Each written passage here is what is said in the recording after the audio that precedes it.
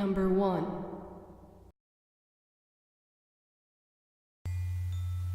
The real Annabelle was given to Donna, who was a student nurse, as a birthday gift by her mother. One thing to remember, Annabelle was bought secondhand from a hobby store. She was living with her friend Angie at the time, and Donna was delighted with the gift. At first, but the conjuring doll quickly became a source of great fear for the girls. Annabelle made only very small movements to begin with. That could be put down to Donna and Angie accidentally moving her. For example, ending up on the floor instead of on the chair. Maybe she just fell off. Soon, though, the movement started to increase, and the doll started to move more. For example, she may have ended up on the couch instead of on Donna's bed, or outside Angie's door immediately after she was returned to Donna's room. Their close friend Lou was very nervous of the seemingly innocent Raggedy doll. He believed that she was evil, or possessed, and that something needed to be done about it. But Donna and Annie were very progressive in their views and didn't think anything of the sort, and still believed that perhaps they were to blame for the movements of the doll. The Annabelle doll story quickly became more sinister. Soon, the girls started to find notes around their apartment. The strange thing was that the notes were written on parchment paper, and neither of the two girls had ever used parchment paper before. The notes said various things, but most commonly, they said things like, "Help Lou," and "Help us."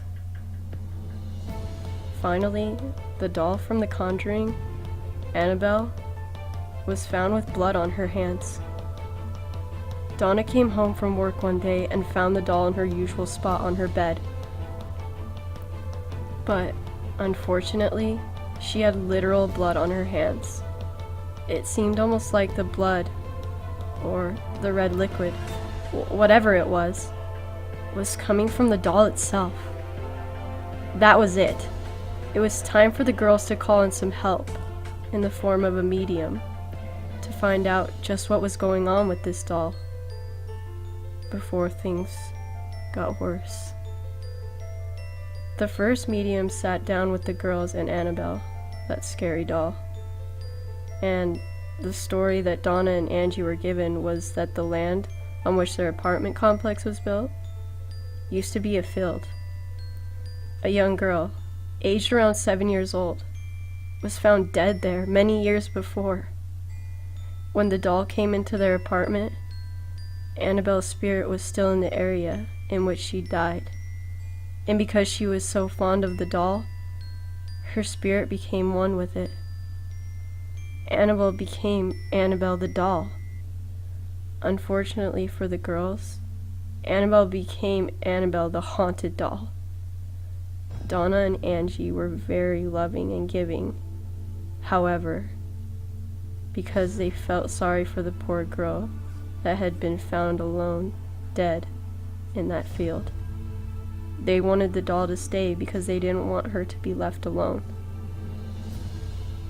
Lou was the one who was attacked by Annabelle before the Warrens were called in.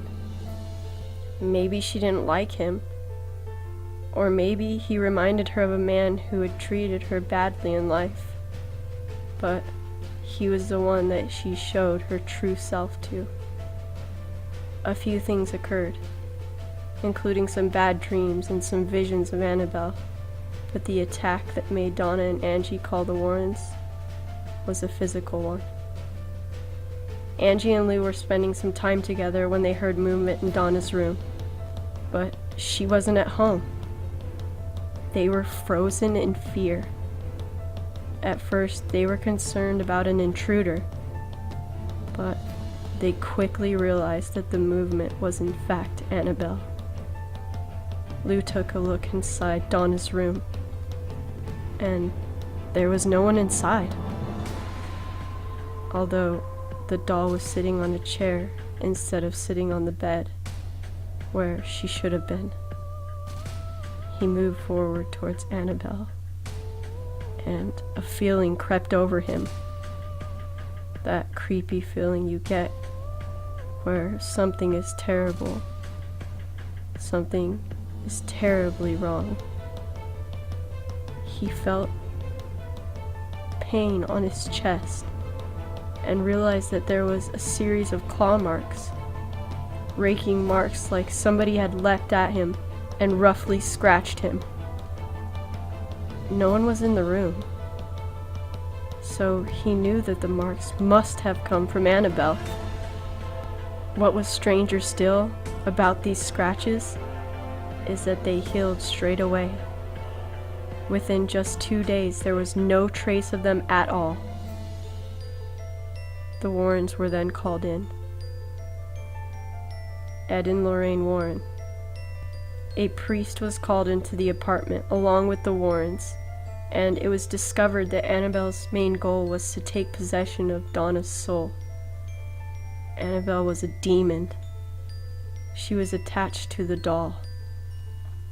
The Warrens said that the demons don't possess items or things. Instead, they possess people.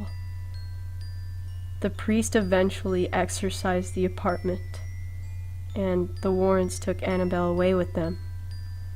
They both agreed that it would be best to drive home on the back roads, worried that if they drove on the main highways that Annabelle would find a way to cause an accident. Sure enough, they were plagued with car problems the whole way home. The power steering failed, the brakes failed, and the engine of the car kept stalling. The problem ceased for a little while once Ed Warren sprinkled Annabelle with some holy water. Once the pair got home, Ed put the doll on his desk, thinking that she'd be safe there for a little while. Soon, she showed them what she was really made of.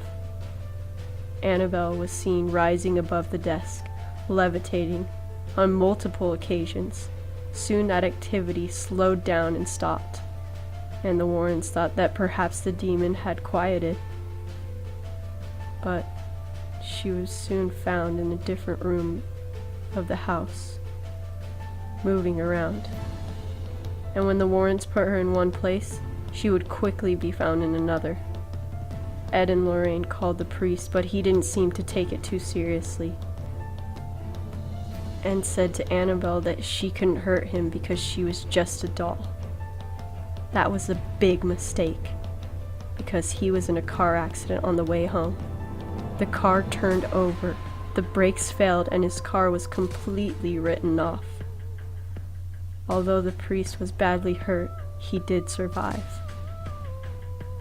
Annabelle is still around to this day, residing in the locked glass case that the Warrens built to keep her from getting free and roaming around their house. There is a warning sign on the case saying, "Do not touch," as well as a cross. Some say they see Annabelle moving around the case, just waiting to get free. Number 2.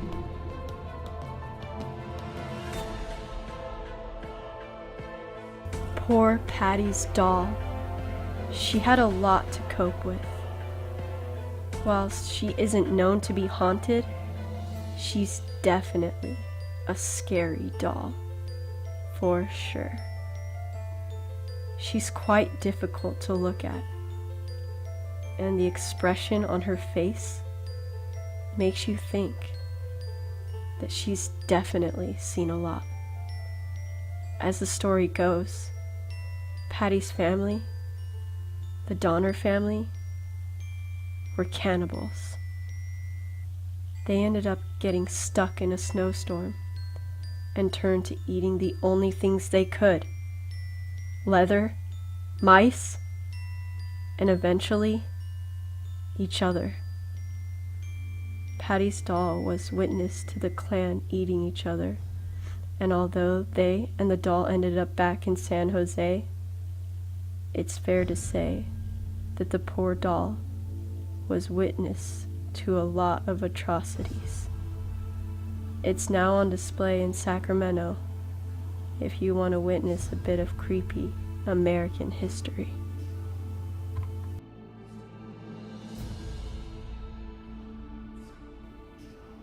Number 3.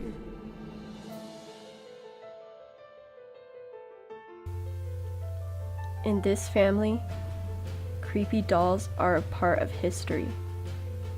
Each woman has 2 children, a girl and a boy. But the boy dies just 3 days after being born. And this has happened for 4 generations. Anna, the youngest woman to be cursed by the doll, believes that Joliet was given to her great-grandmother. Infant screams, cries, and giggles have been heard coming from the doll. Small footsteps have been heard in the night, and for each generation of the family, the infant's voice changes. The women believe that Joliet curses the women and claims the boys as her own. Number 4.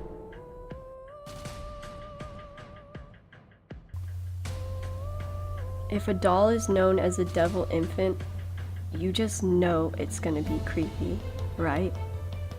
This evil doll tale starts in New Orleans, home of voodoo and witchcraft. The area is well known for creepy folklore, and it's no surprise that the story of this possessed doll takes place here.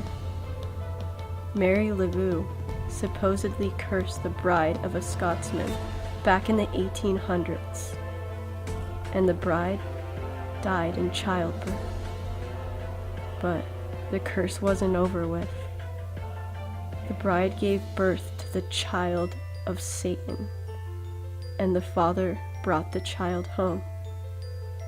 Although the baby was looked after by the father until her death, residents feared the child greatly. She was said to walk in the shadows and terrify residents in that state.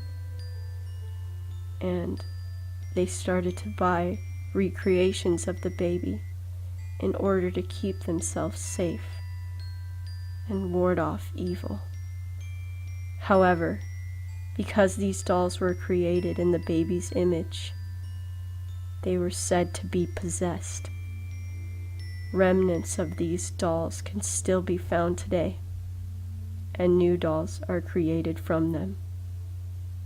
But beware, as these are said to be haunted dolls, and the devil infant can still cause mayhem, with the eyes moving on their own, and the dolls disappearing and reappearing at will.